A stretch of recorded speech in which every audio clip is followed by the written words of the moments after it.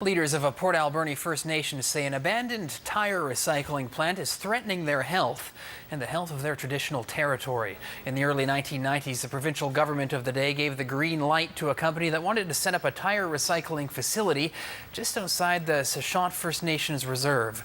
Within a few short years, the plant shut down, leaving a huge mess behind. As CTV's Scott Cunningham shows us, it's still there.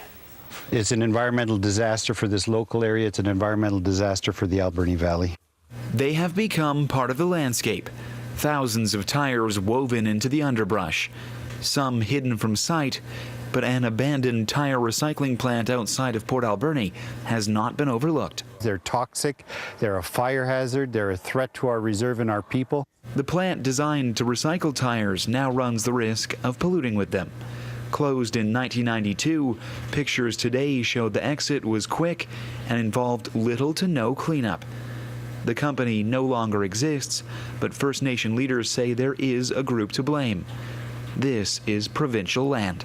We've been calling for their removal now for 15 years, and our calls have fallen on deaf ears. First Nation leaders are not the only group who have fought for a cleanup and heard the same response. This has been going on for a number of years. Unfortunately, we just have had, if I can use the word pun, we've just had no traction on this issue. Walls of massive industrial tires can be found everywhere on this property.